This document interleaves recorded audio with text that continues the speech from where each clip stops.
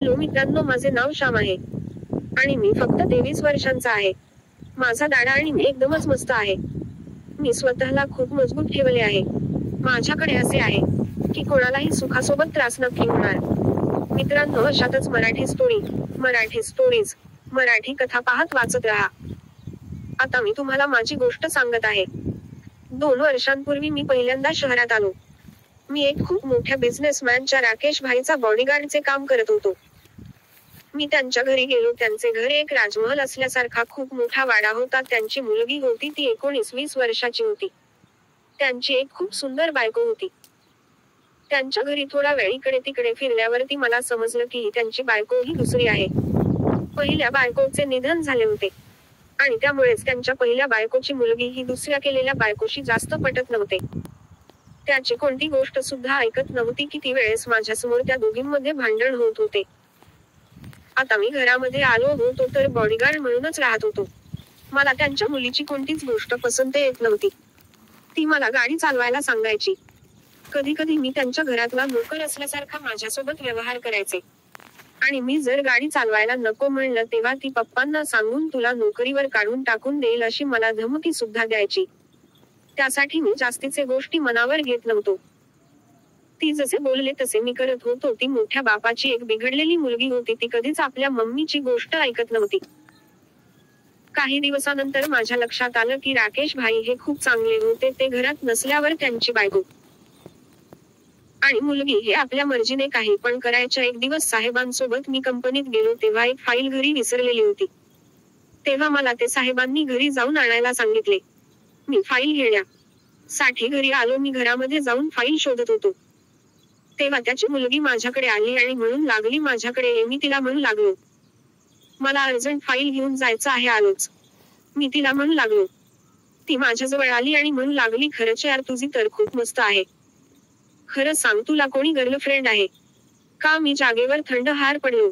मी तिला म्हणू लागलो की असं काय विचारतात मालकीन. ती माझ्या जवळ आली आणि मला म्हणू लागली, तुझं लग्न झालेलं आहे का? मला खूप भीती वाट लागली होती आणि ती माझ्याजवळ येत होती आणि ही गोष्ट माझ्या मालकांना कळली तर मला नोकरी सोडावं लागलं असतं.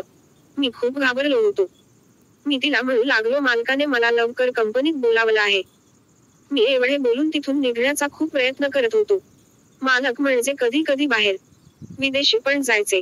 तेव्हा मला घरी जाऊन कोण काय करत आहे हे बघ म्हणून मला सांगायचे. जास्त त्यांच्या मुलीबद्दलच मला ते बोलायचे, पण ती मुलगी कोणाच ऐकत नव्हती. मग नंतर त्या दिवशी ती मला म्हणू लागली की मला आत्ताच्या आत्ता तुला खुश करायला पाहिजे. मी तिथून निघण्याचा प्रयत्न करत होतो. ती मला न सोडता माझे बटन काढायला लागली होती.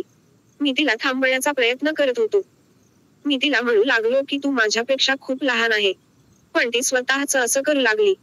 थोडा वेळ काम करून झाल्यावर मला म्हणू लागली, बघितलं, कळालं का कोणाला? तुझ्यासारखे माझे कॉलेजमध्ये 4 आहेत आणि याबाबत तू जास्त विचारही करू नकोस. मी अशीच आहे. मला हे करायला खूप आवडतं. मी तिच्याकडे खूप हैराण होऊन पाहत होतो. ती खूप जिद्दी होती, पण तिचं खरं रूप मी आज पाहिलं होतं. त्याच्यानंतर मी खूप हैराण झालो आणि हे काम झाल्यावरती मी कंपनीमध्ये फाईल घेऊन जात असताना मला मालकाच्या बायकोनी ओरडले. ती मला म्हणू लागली, थोडं स्टोर मधून सामान काढायचं आहे, मला थोडी मदत कर. आता त्यांनी असं बोलल्यामुळे मी तिला म्हणू लागलो, मालकांनी मला खूप अर्जंट बोलावलं आहे. तर ती मला म्हणू लागली की 2च मिनिट लागणार आहेत. तेव्हा मालकीण पुढे पुढे चालत होती आणि मी तिला मदत करण्यासाठी मागून चालत जात होतो. स्टोरमध्ये गेलो तेव्हा मला एक डब्बा काढायचा होता. तो डब्बा आणि 2 प्लेट काढून मी देत होतो. मी तिला म्हणू लागलो, अरे मालकीण, हे तुम्ही काय करत आहात? तेव्हा ती मला म्हणू लागली, तुला तर माहितीच आहे तुझ्या मालकाच्या नाही काही होत नाही. माझ्या माय बापाने पैशासाठी यांच्या सोबत माझे लग्न केले आहे. मला तो कसलीही सुख देत नाही. मी त्याच्या सुखासाठी खूप तरसत आहे, पण मला काही केल्याने सुख मिळत नाही. मी तिला नाही नाही, हे बरोबर नाही असं म्हणत होतो, पण ती माझ्यावर खूप रागवायला लागली होती. मला म्हणू लागली, तुला तुझी नोकरी नको आहे का? मी तुझ्या मालकाला सांगून तुला नोकरीवर काढून टाकायला सांगते. तुझे चांगले यातच होईल. तुला मला खुश करायला लागेल आणि यात तुझाच फायदा आहे. आणि माझ्या मनात नसून सुद्धा मी तिला हो म्हणू लागलो. ती एक उपाशी असलेल्या शेळीसारखी माझ्यावर तुटून पडली होती. माझे गावाकडे म्हातारी आई वडील आणि भाऊ होता आणि ते सुखात राहावे यासाठी मी शहरात आलेलो होतो. आणि माझ्या छोट्या बहिणीचे लग्न झाले होते. Table of contents. Marathi story Marathi कथा. मराठी स्टोरीज 2024 शेजारची वहिनी अन. आणि मला माझ्या बहिणीचा कर्ज होते. त्यामुळे मी त्यांची साथ देत गेलो. माझे कर्जही फिटले आणि मी नंतर तिथे नोकरी सोडून दिली आणि दुसरी नोकरी पकडली. आता मी माझ्या मेहनतीचं खात आहे.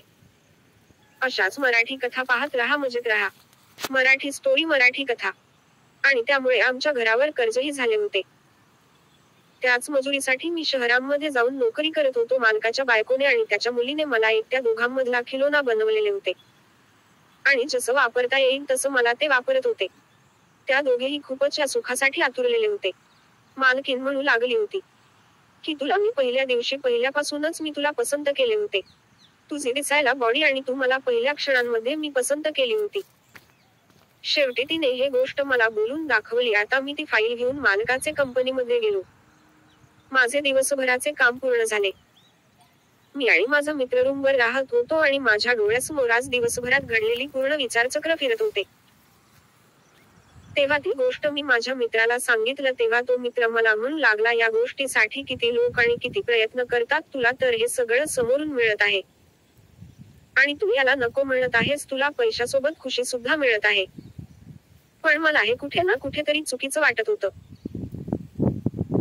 पण मित्रांनी मला समजावून सांगितले की हे शहरामध्ये असं खूप चालतं आणि तू असं काही बोलून नोकरी सोडू नको. ती जस म्हणतात तसं आणि त्यांच्या म्हणण्यानुसार तू राहा. आता मी माझ्या मित्रांनी सांगितल्याप्रमाणे वागायला चालू केलं होतं. माझ्या या गोष्टीमुळे मालक खुश होते.